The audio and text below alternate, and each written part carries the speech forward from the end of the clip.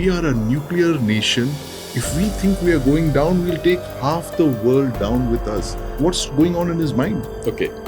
Then I'll have to go back to Operation Sindoor. Right. Let's start. To neutralize their nuclear capability. And they panic. You think Munir will test a nuclear weapon now? Carrots to be given to Trump. 15, which we have recovered.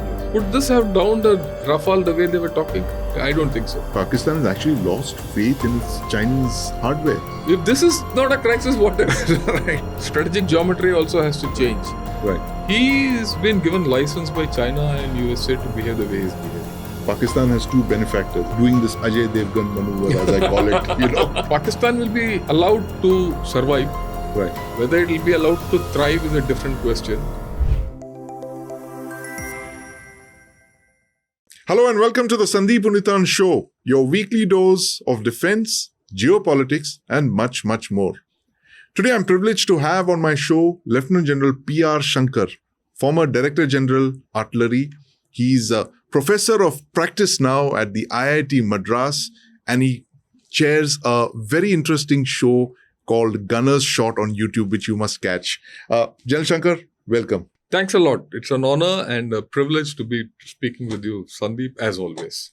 Absolutely. A decade from the time that you were DG Artillery and you changed the way artillery was looked at, and indeed the systems that have since come in, we've truly Atmanirbhar in artillery, and you continue to do that at the IIT Madras. But, from artillery, I want to go to the strategic systems, which is nuclear weapons.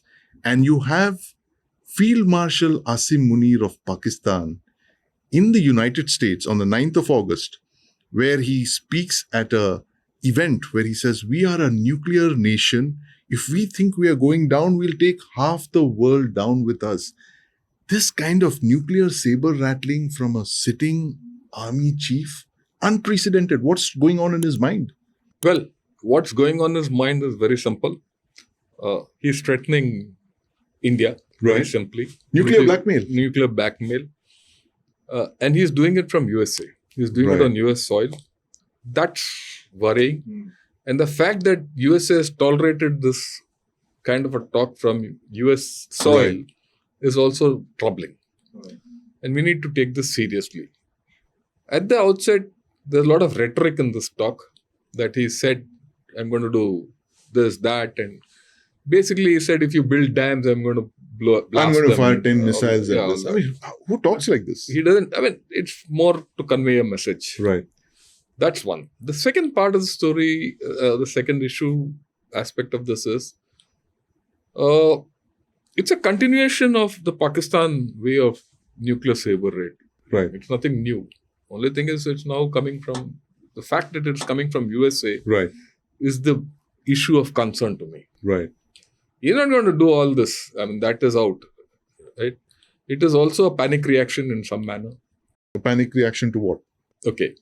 Then I'll have to go back to Operation Sindoor. Right. Let's start. Yeah, let's start. Operation Sindoor. You see, this whole story of why he's doing what he's doing from USA starts in Operation Sindoor. Right.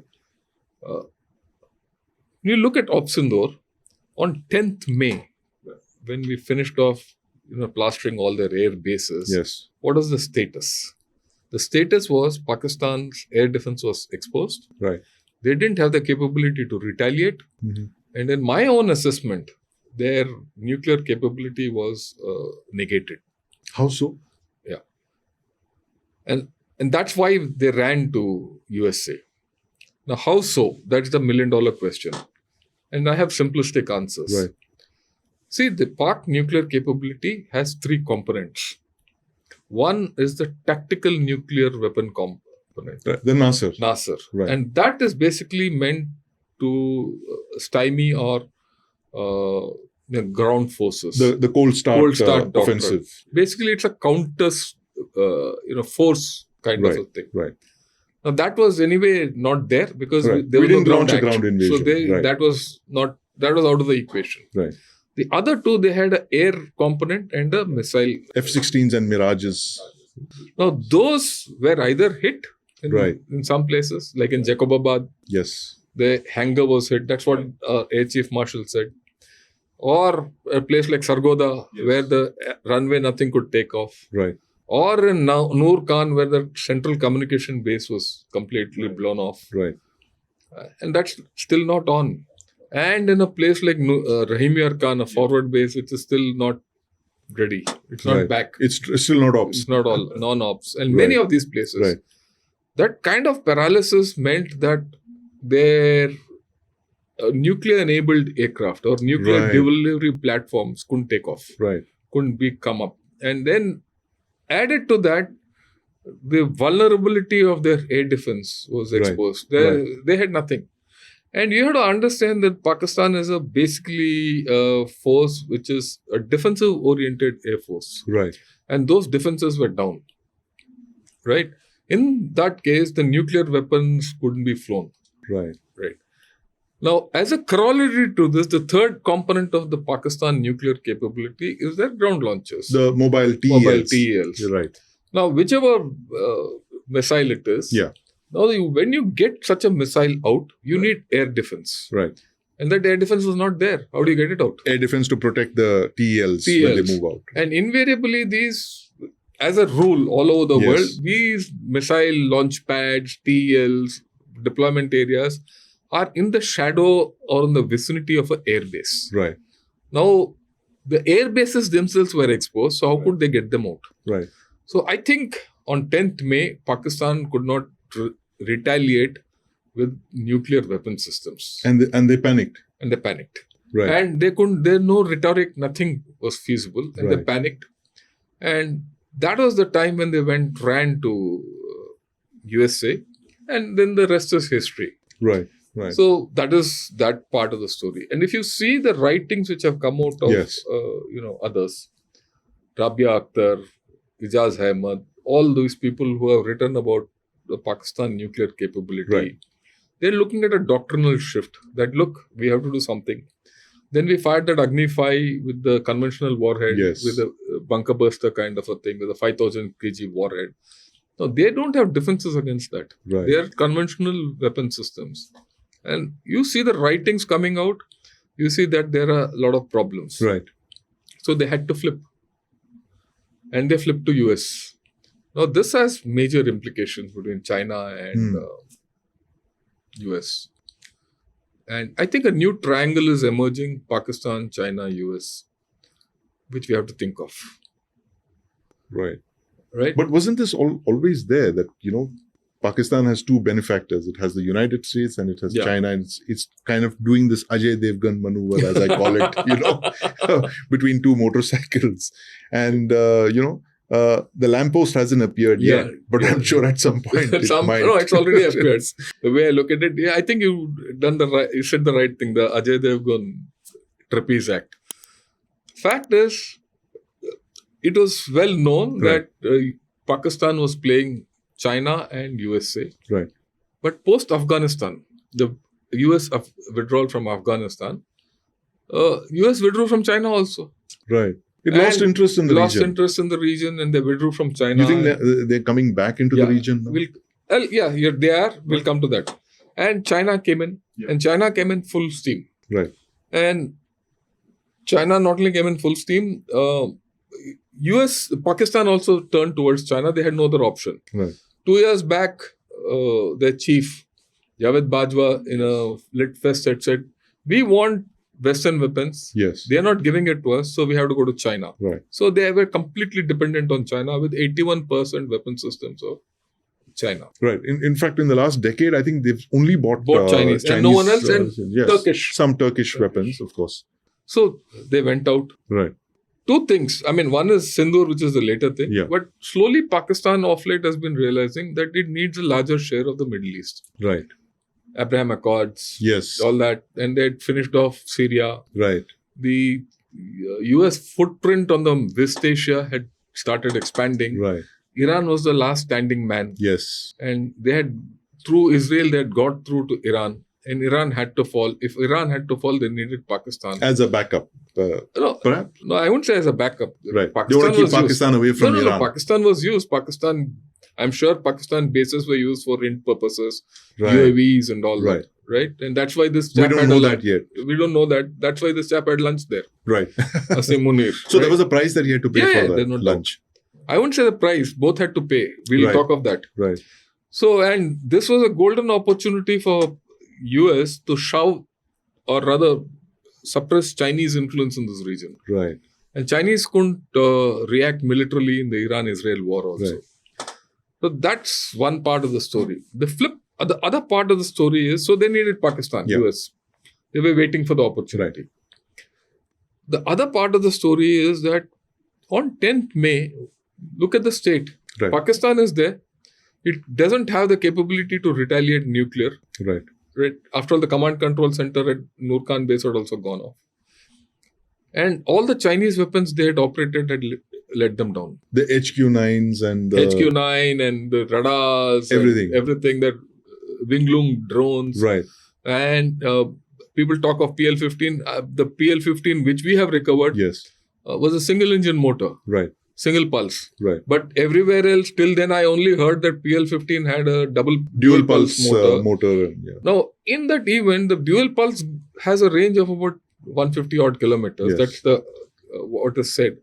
But single pulse, you can't cross 80 kilometers. Right. So if Pakistan was given the single pulse motors, Yes. the question comes is, could this have downed a Rafale the way they were talking? I don't think so. Right. Right. So they it's a failed. lot of bluster. Lot of bluster. So you're saying that it's very interesting. So you're saying that Pakistan has actually lost faith in its Chinese hardware. Yeah. And so who are they going to go to now? No, they'll go back to USA.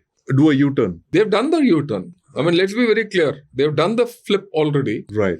And this flip is manifest in many directions. So what does Munir want from the US? Weapons. He wants weapons. He wants guarantees against India. Right. Again, you look at it on 10th May. The 10th Yes. May is a crucial thing. Right. People miss it, the strategic significance of 10th May. Right. On 10th May, USA finds itself that India has overwhelmed Pakistan. Right. And the US has no control over Pakistan. Right. No control because No India control over India's behavior. right on the Yes. situation. Right. And its own entry into Iran is under threat, and its Right. own control is under threat. And Right. India, if it's left unchecked, Right. its influence will grow. Right. So it immediately gives that olive branch to Pakistan Right. and gets Pakistan under its control. Now, US is back into Pakistan. Yes. US coming back into Pakistan means it has now control over Iran, Right. Afghanistan, China, and India. Right. Okay. Okay. US stakes are high. Right. Pakistan has flipped from China to that side, so it's guaranteeing itself. The fact also remains that it gets the way out of FATF and all that, where the actual Right. things come. And then another important thing in Op Sindoor, Pakistan was restrained by the fact that it couldn't use F-16s. Right. It had only to use Chinese weapons. The Chinese weapons. Right? F-16s were grounded because of the end user agreements and all that. If USA, and it's not on the good books of USA, Right. that component is out. Right. The 50 odd F-16s. Yeah, F-16s, they can't use them. Right. So what good? So if they are aligned with USA and USA is against India, Right. those come back into the equation for Pakistan. So there are a lot of things. So it needs the US. So it's fascinating. I mean, and we always thought it was all about the minerals, the so-called minerals, Look, and the oil and the minerals, cryptocurrency. Minerals, oil, Right. cryptocurrency and all were carrots to be given to Trump. Right. So the president reacts the way he did. Right. And then the whole lot of things, the US establishment has its hands in this whole story. Mhm. So all this has happened. And the Chinese, there are other angle to this, the way I look at it. See, as far as Pakistan is concerned, Right. it can be friendly with China. With China, it will only get loans. Right. It has to repay. Yes. And China is not interested in repaying anyone. Pakistan is not interested in repaying anyone. Right. It goes to USA, it doesn't have to pay anything. It gets free of cost everything. Including the military hardware. Everything. So far, Right. everything it's got is free of cost. Right. Right? And the moment Pakistan gets USA into the game Hmm. in Pakistan, the Chinese are threatened. Right. And they don't have to repay the Chinese back. Then they'll, look, you get out. I'll repay you, but you first get out. So this is the classic thing of a small country playing So to bigger you said, countries. no, Ajay Devgan. Yes, this is the Ajay Devgan Ajay moment for Devgan Munir. Taken up. But I have to ask you this, General Shankar. In the past, we have seen Pakistan's nuclear weapons program develop when the Americans were on their side.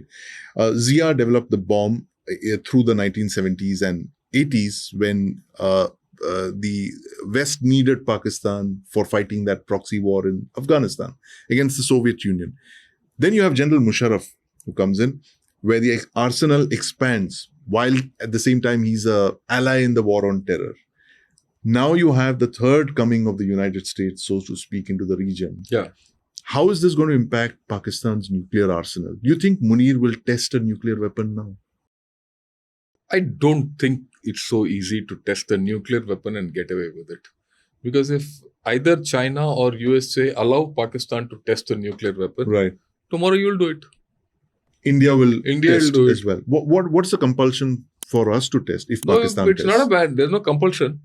But the day you start testing, you're going to test next generation weapon system. Right. You think Pakistan has next generation? No, Pakistan doesn't have next generation weapon technology. Right.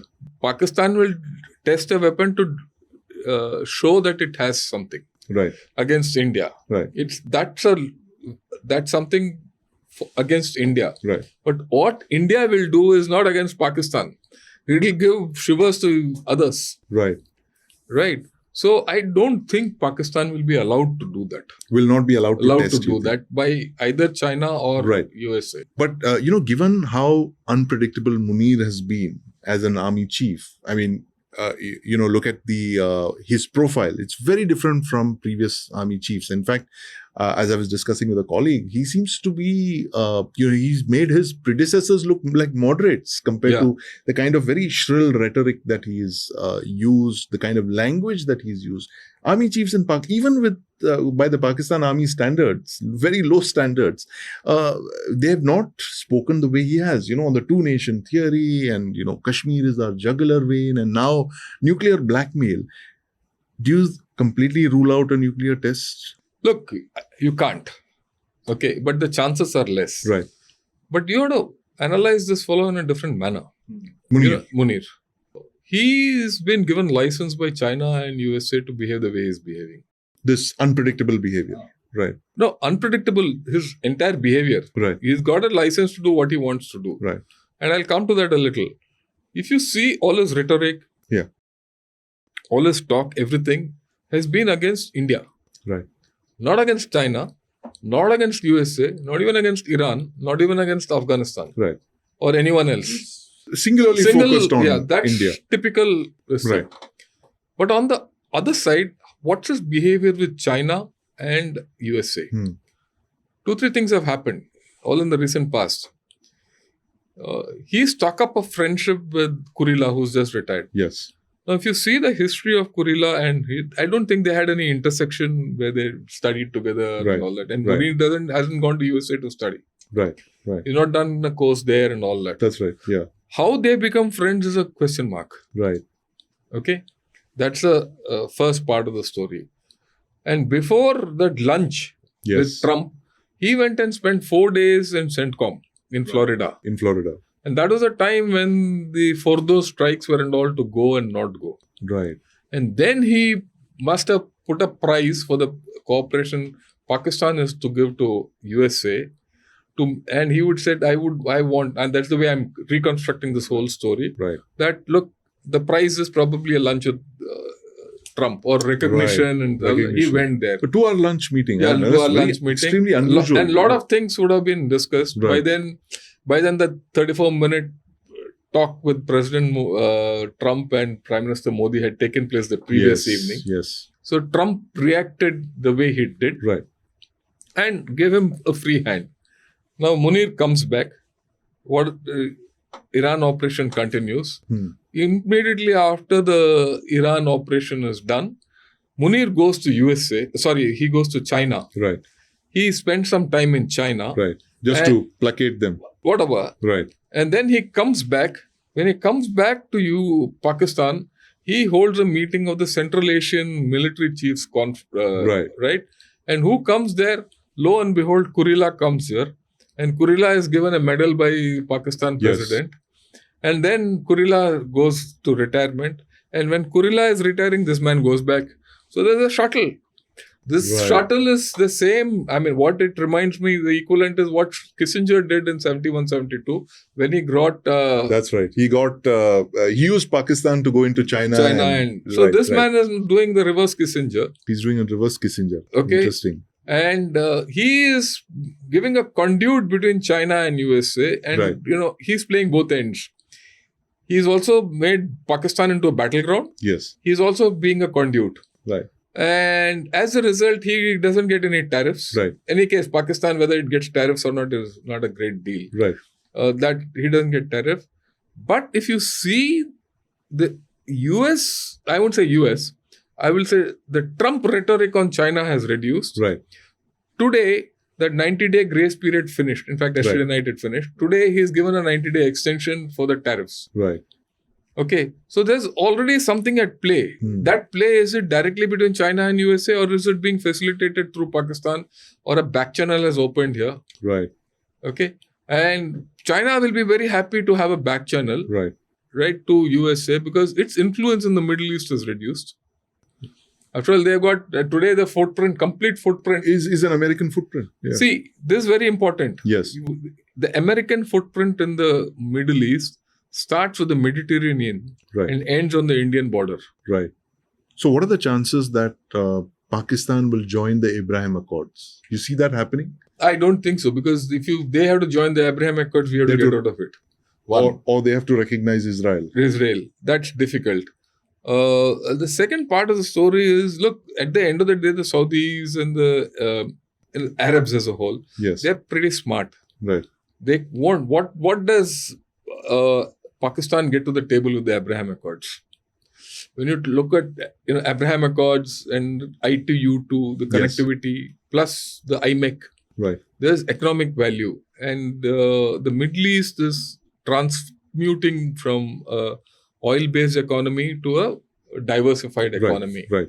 So I don't think Pakistan will get any headway into the IMEC or the I2U2 or all that. Or the Abraham Accord. Yeah, but they'll pander to this man's Trump's vanity to keep Pakistan. Right. And of course, they always have a soft corner for Pakistan. Right. So Pakistan will be allowed to survive. Right. Whether it will be allowed to thrive is a different question. Right. Because it's not a matter of Pakistan being allowed to thrive. It's whether Pakistan can thrive given other internal issues of Pakistan. Right. So, what would we get to see over the next 3.5 years? It's very rough times for us if you have a Pakistan that's back in favor with the United States, which is massaging Trump's ego with a Nobel Prize nomination and all of that. These are things that we can't do as a country. Yeah, we can't do. India would never do these kind of things. So how do you play this game for the next 3.5 years? How should India's diplomats, military officials react to these changes, which have an impact on our national security as well? Yeah, that's a very valid question. But I would not look at it at this point of time to 3.5 years. I would first see certain outcomes have to yet to happen. Right. The first outcome is, as much as US has flipped against India. Right. There's a lot of lobby within US which says, why are you flipping? Right.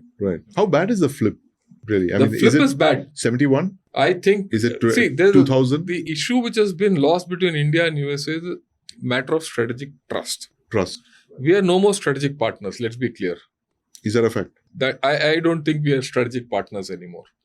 For India to become a strategic partner of USA, a lot of bridges have to be built. Right. And I don't think Trump is capable of it. That's the first. The second part of the story is, why was India a strategic partner of USA? Basically for the Indo-Pacific. Yes. And Trump has lost interest in Indo-Pacific. He's not bothered about containing China or... He's looking at a G2 for China. If they go through this alternate channel through Pakistan and all that, He's looking at some kind of a G2 and accommodation with China. In which case, we have to look at it differently. A G2 with China would mean that you look after Asia. We are not bothered. Yeah, then we have to start looking after the Indian Ocean. Right. Or geometry or strategic geometry also has to change. So that is the way. But for that to come, we'll have to play out this forthcoming meeting on 15th between Trump and Mr. Putin in Alaska is important. Right. The outcomes there will dictate a lot of things. If the outcomes go well and there's some framework arrangement, I don't think anything great will come there, but there'll be a framework MOU, right, which might come between Trump and Putin. If that happens, the sanctions on India, the secondary sanctions of India vanish. Right. And then if the deal takes place, there are... The peace deal. The trade deal between India and the United States. If that takes place, right, and you might still get back to 15. Right. Trump also will then look at 15. He's a transactional guy. Yeah. Right. In which case, you're okay. You'll do you have to be transactional with USA, not strategic with USA. Right. For the next 3.5 years. 3.5 years. That's a big lesson then. Yeah. Then look, this is not going to be 3.5 years. I think this will be beyond 3.5 years. Of a third Trump term? No, not third Trump term. Whoever comes in a USA, Republican, a Trump appointee. Whoever comes, it doesn't matter whether it's Trump or Trump appointee or Democrat. To build bridges with India will take time. Right. You think MAGA is that strong?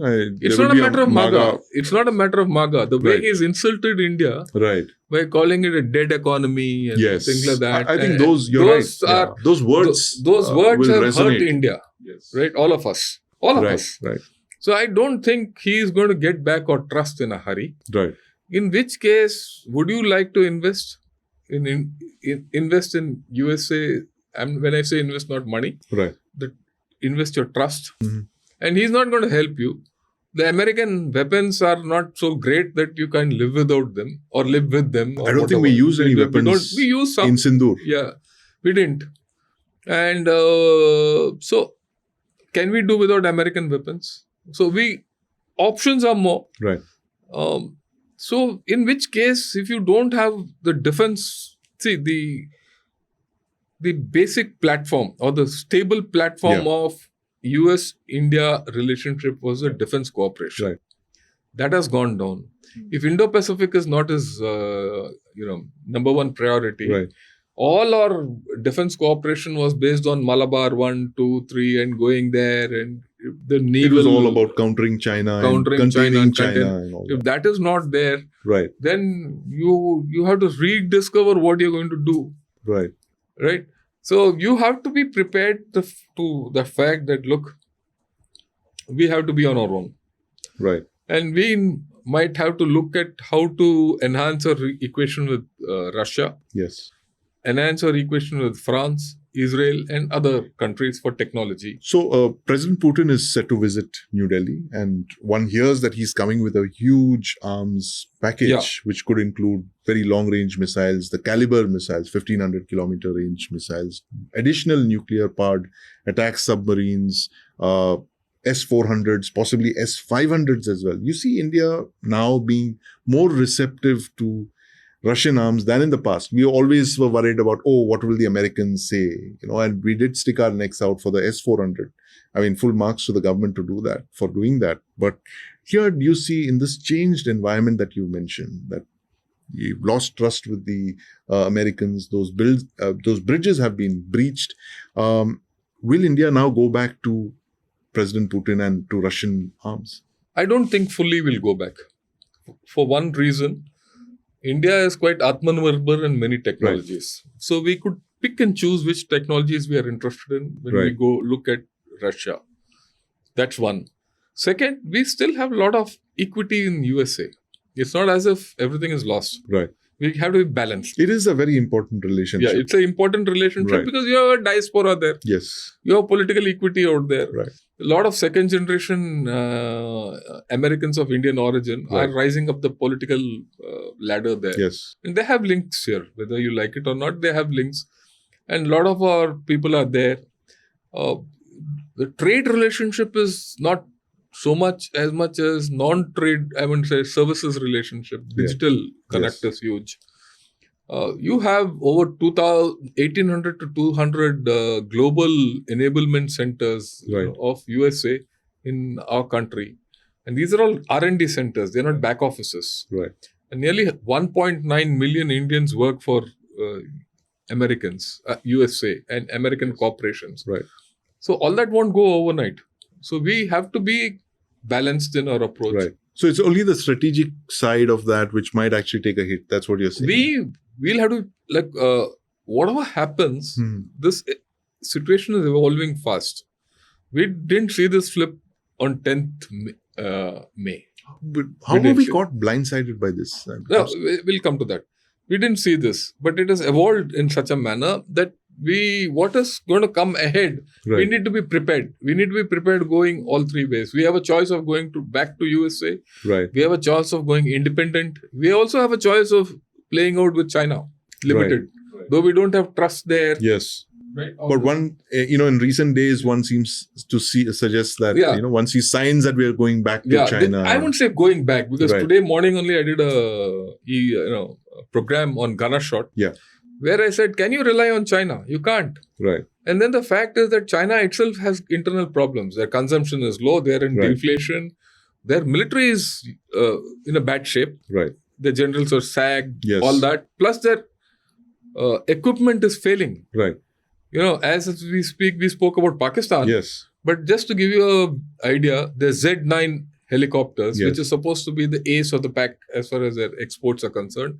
I think yesterday or today, the Ghana, one of their, I think the foreign minister or a defense minister of Ghana went in a brand new helicopter and it just crashed. Oh, He's no more. Okay. And there are similar such crashes happening.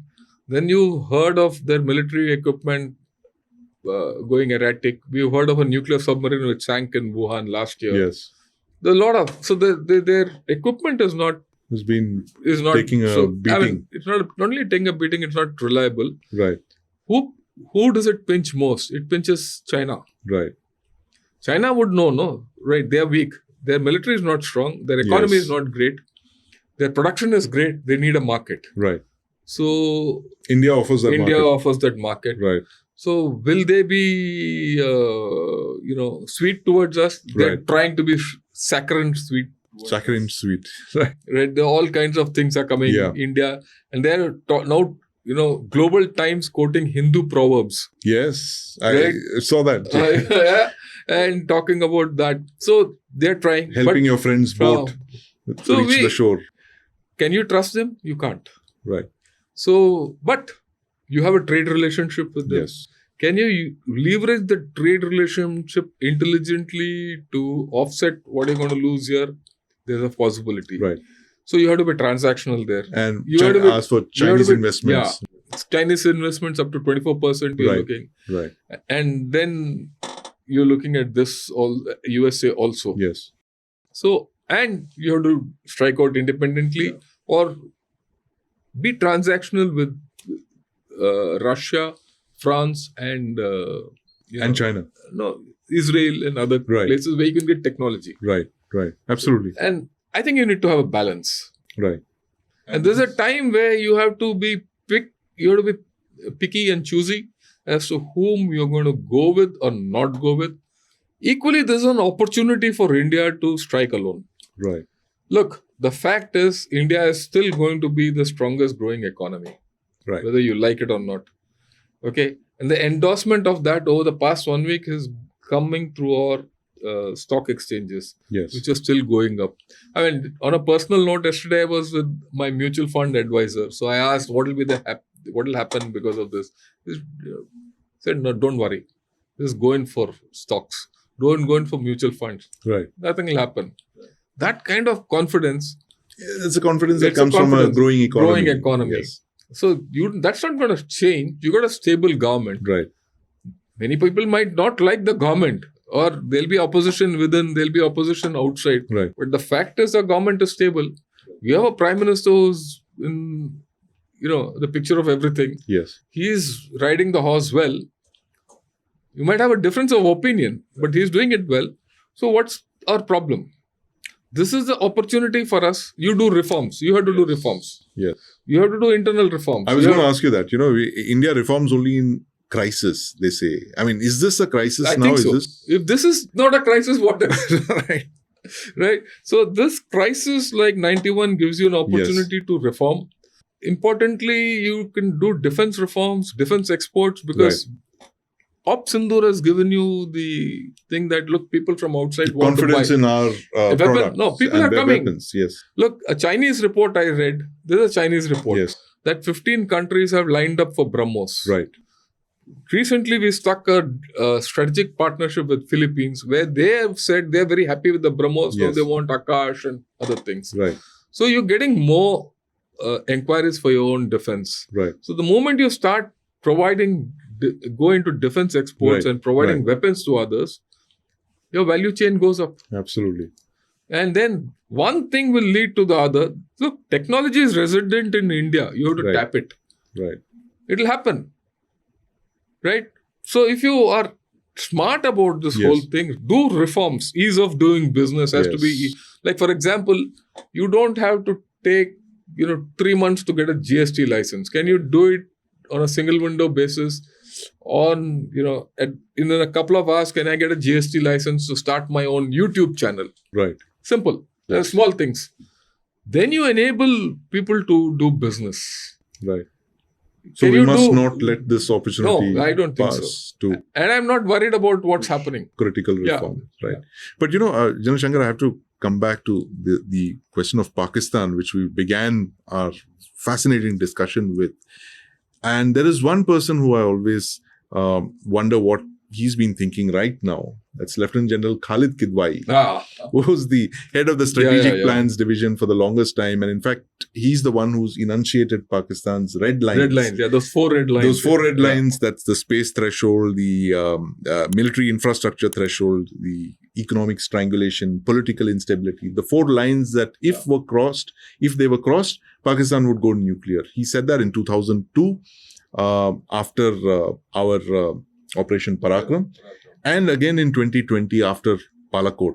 He's very silent now. He hasn't come out with any public statement. You think he's let Munir do all the talking, or are they going to go in for a massive rejig of their entire nuclear doctrine, you think? Look, everything is possible. He might have been sidelined. Right. Or he's too old. And Munir has taken over and he's a one-man show. Right. Right. He doesn't want to let anyone come in between and talk this. And he's got his own ideas. And they'll come out with a new doctrine. They don't have a doctrine at this point of time. Right. What do they do? Because all those 4 red lines, those old doctrine has been destroyed in Op Sindoor. Right. How so? Because we didn't cross any of those thresholds, it appears. We kind of went ahead of them. No, you went ahead of them. Right. And you neutralized their nuclear capability. Right. As a result, they don't know what to do. And then this new animal called non-nuclear, conventional The Agni 5. Agni 5. Right. So you have one thing. How do you deal with that conventional deterrence? Right. Non-nuclear conventional deterrence, that is a new paradigm opened. So I think there's a flux there. Right. Their vulnerabilities are huge. And they also know that the nuclear bluff can't be called so easily. Right. Or rather, they can't be executed easily. So they're looking at various options. So this is a time of flux. Right. I won't count anything out. I'll keep everything on my radar. Right. And let's react as events unfold. Right. Would that radar also be looking very closely at the Chagai Hills? Yeah. The Chagai Hills. See, another thing. They have not reopened Karana.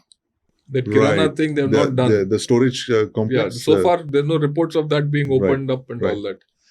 And Chagai also, there are no action there, nothing. Again, one has to look at Chagai and the Baluchistan situation. Right. There are a lot of things. After all, Pakistan is not Munir. Yes. Pakistan has got its own vulnerabilities still. Its own dynamics. Yeah, its own dynamics. Yes. Between Baluchistan and KPK, right. Well, every day something is happening. Right. And if you see Pakistan from one step back, west of Indus is all disturbed. East of Indus is got a different dynamic. Right. So if Pakistan today, you have to split it as west of Indus, east of Indus. Right. Now that dynamic, will it stabilize? We don't know. Cryptocurrency, minerals, a Yes. whole lot. And also the fact that politically Imran Khan's son has started becoming active. Right. Overseas. Whether it's Right. over, it's influence. It influences internal things. Right. After all, Ayatollah Khomeini was sitting in France when he did the revolution in Right. Iran. So these things have their own dynamics. How interesting. So you're saying the Imran has kind of activated his sons. Yeah, and they're he's active. Passed the baton on to them. Might have- Suleiman and Qasim. Qasim. They're active in UK and they're Right. active in USA also. Right. And we know that Trump did ask the Field Marshal Right. to go easy on Imran. So all these angles are there still. Right. Nothing is out with Pakistan. Nothing can be ruled out with Pakistan indeed. And what you said, General Shankar, so interesting. That region of flux with India, Pakistan, China, and now the United States. I mean, this is an absolutely fascinating discussion. Thank you very much, General Shankar, for your time, for your thoughts. We'll keep coming back to you to know more about this interesting state of play in the region. Thanks a lot. I look forward to it.